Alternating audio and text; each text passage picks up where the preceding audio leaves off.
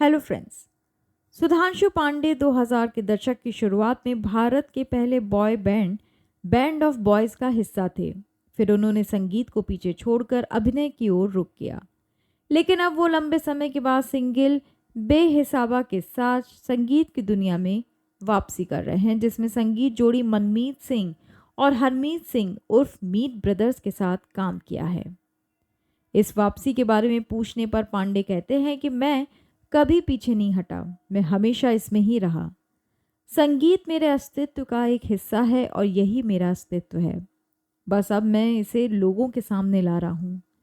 मेरे लिए जब मैं अभिनय कर रहा होता हूँ तो मैं अपनी भावनाओं को व्यक्त कर रहा होता हूँ, और जब मैं गा रहा होता हूँ तो उन्हें प्राप्त कर रहा होता हूँ। 2000 के दशक की शुरुआत के संगीत और आज के संगीत के बीच अंतर पर चर्चा करते हुए वो कहते हैं, अच्छा संगीत हमेशा अच्छा होता है। हमने जितने भी युग देखे हैं, मैंने महसूस किया है कि जो चीज़ कारगर रही है वो है धुन और गीतों की बेलों की सरलता। मनमीत कहते हैं कि उनका सहयोग 2000 के दशक की शुरुआत की धुनों को वापस लाता है और इसे नए इलेक्ट्रॉनिक संगीत के साथ मिलाता है। सुधांशु 15 साल से ज़्यादा समय से मेरे दोस्त हैं और आखिरकार हम साथ काम कर रहे हैं।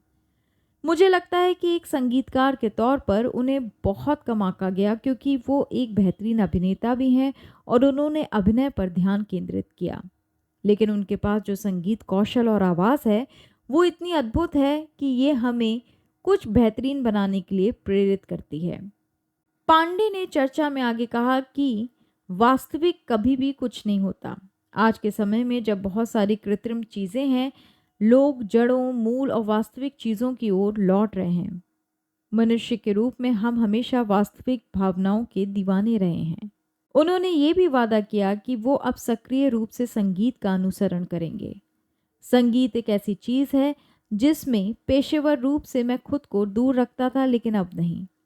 आप इसे और भी बहुत कुछ देखेंगे और मैं संगीत में ही बहुत कुछ करने वाला हूँ।